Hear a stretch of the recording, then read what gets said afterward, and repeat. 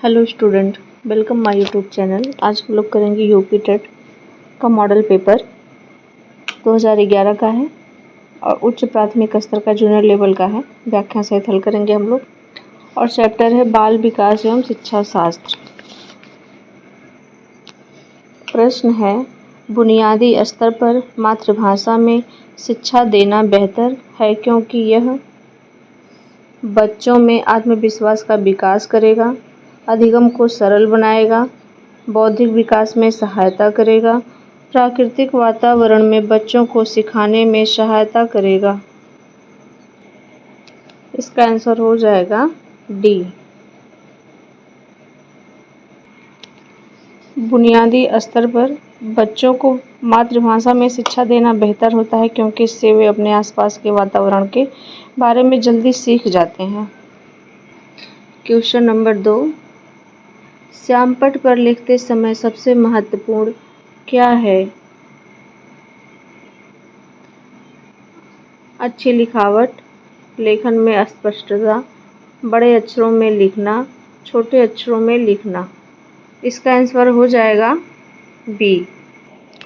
इसका आंसर हो जाएगा बी। श्यामपट्ट लेखन का सबसे महत्वपूर्ण घटक लेखन में स्पष्टता होती है, जिससे छात्र श्यामपट्ट पर लिखी गई विषय वस्तु को आसानी से और सुगमता पूर्वक पढ़ सकें और लिख सकें। Question number 3। क्वेश्चन नंबर 3 है, आपकी कक्षा में एक छात्र देर से आता है तो आप क्या करेंगे? उसके अभिभावक को सूचित करेंगे, उसे दंड देंगे, कारण जानने की चेष्टा करेंगे, उस पर कोई ध्यान नहीं देंगे। इसका आंसर हो जाएगा सी। इसका आंसर सी हो जाएगा। क्वेश्चन नंबर 4, विद्यालय में विद्यार्थियों को कैसे अभिप्रेरित करना उचित है?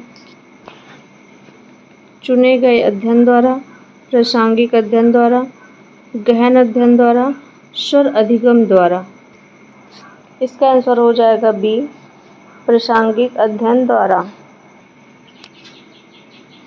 विद्यालय में विद्यार्थियों को प्रासंगिक अध्ययन द्वारा अभिप्रेरित किया जा सकता है। यह प्रासंगिक अध्ययन का तात्पर्य ऐसे अध्ययन अधिगम है जो बच्चों के जीवन में संबंधित हो और उनके भविष्य में उपयोगी। जब शिक्षक विद्यार्थी को उनके वास्तविक जीवन से संबंधित विषय वस्तु का अध्ययन कराते हैं तो विद्यार्थी अधिगम में रुचि लेते हैं और सीखने के लिए प्रेरित होते हैं। क्वेश्चन नंबर 5, शिक्षा का उद्देश्य होना चाहिए विद्यार्थियों में व्यावसायिक कुशलता का विकास, विद्यार्थियों में सामाजिक जागरूकता का विकास, विद्यार्थियों को परीक्षा के लिए तैयार करना, व्यवहारिक जीवन के लिए विद्यार्थियों को तैयार करना। इसका आंसर हो जाएगा डी।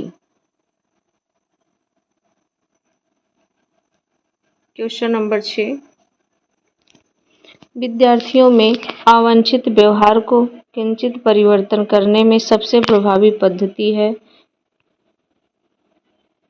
विद्यार्थियों को दंड देना, अभिभावक को ध्यान में इसे लाना, अवांछित व्यवहार के कारण को ढूंढना एवं उपचार का प्रबंध करना, इसकी उपेक्षा करना। इसका आंसर हो जाएगा सी।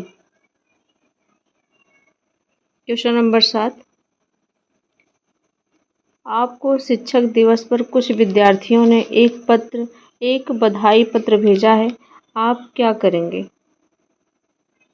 कुछ नहीं करेंगे, उन्हें धन्यवाद देंगे, उन्हें पैसों की बर्बादी नहीं करने के लिए बोलेंगे, तुम्हें बदले में शुभकामनाएं देंगे। इसका आंसर हो जाएगा बी, उन्हें धन्यवाद देंगे। क्वेश्चन नंबर 8, जब एक विद्यार्थी असफल होता है तो समझा जाता है कि पद्धति असफल है, शिक्षक असफल है, पाठ्यपुस्तकें असफल हैं या वैयक्तिक असफलता है। इसका आंसर हो जाएगा डी, वैयक्तिक असफलता है। इसका आंसर हो जाएगा डी। क्वेश्चन नंबर 9, किसी विद्यार्थी की सबसे महत्वपूर्ण विशेषता है? उत्तरदायित्व की अनुभूति, ईमानदारी, सहभागिता, आज्ञाकारिता। इसका आंसर हो जाएगा डी, आज्ञाकारिता। इसका आंसर हो जाएगा डी, आज्ञाकारिता। किसी विद्यार्थी की सबसे महत्वपूर्ण विशेषता आज्ञाकारिता है। आज्ञाकारिता मानव व्यवहार में सामाजिक प्रभाव का एक रूप है जिसमें एक व्यक्ति स्पष्ट निर्देशों या किसी प्राधिकारी व्यक्ति के आदेशों का पालन करता है। एक बालक अपने माता पिता, शिक्षक तथा अपने बड़े जनों की आज्ञा का पालन करता है। Question number 10। एक प्रसामान्य 12 वर्ष की आयु के बच्चे में सबसे अधिक होना संभव है? कल प्रेरक समन्वय में कठिनाई, वयस्कों को खुश करने के बारे में अनुभूति, अब और यहाँ मैं उसकी अभिरुचियों को सीमित करना, समकक्षी के अनुमोदन के लिए बेचैनी। इसका आंसर हो जाएगा डी। इसका आंसर हो जाएगा डी, समकक्षी के अनुमोदन के लिए बेचैनी। समकक्षी के अनुमोदन के लिए बेचैनी पूर्व किशोरावस्था 9 से 12 वर्ष का प्रमुख लक्षण होता है।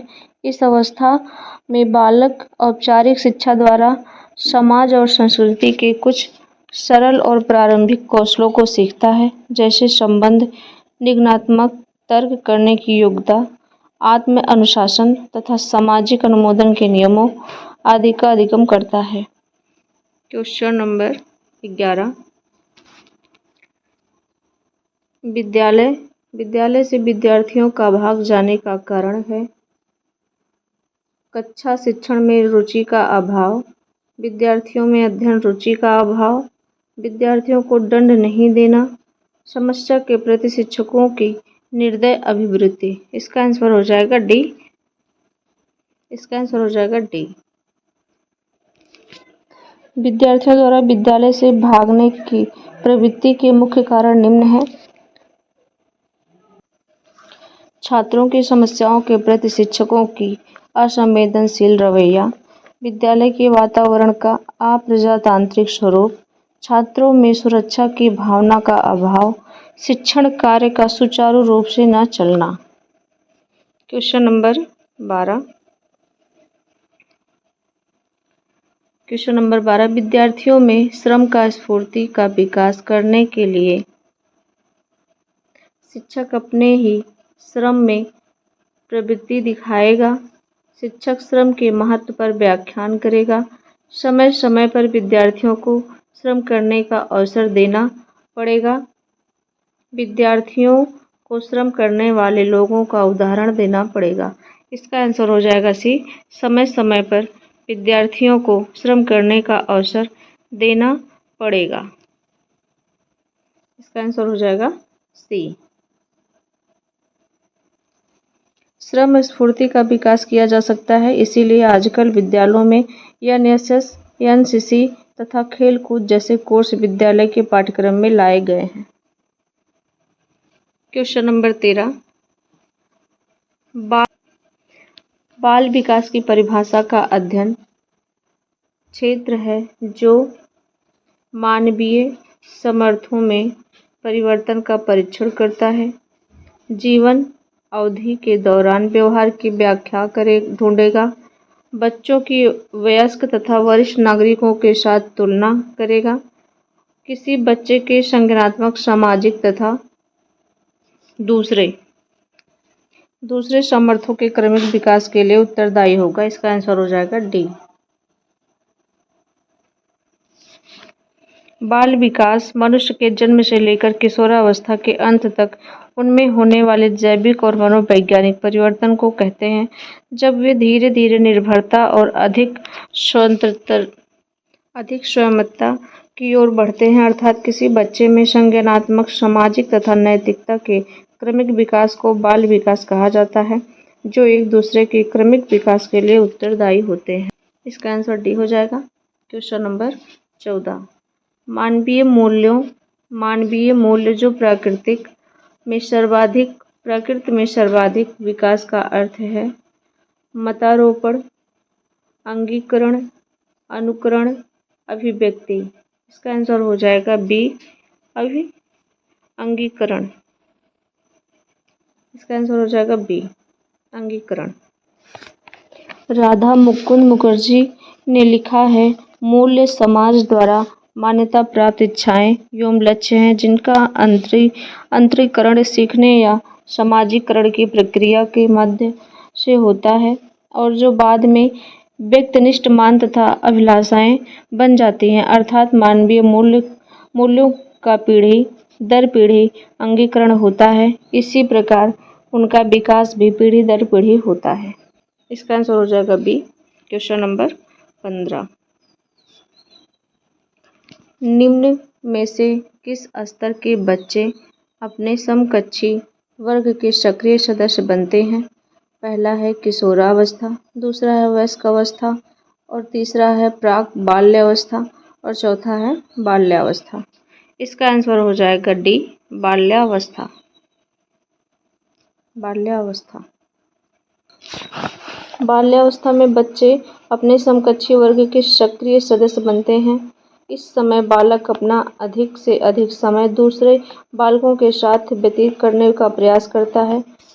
रॉस ने कहा, इसे और अधिक स्पष्ट करते हुए, बालक प्रायः अनिवार्य रूप से किसी न किसी समूह का सदस्य बन जाता है।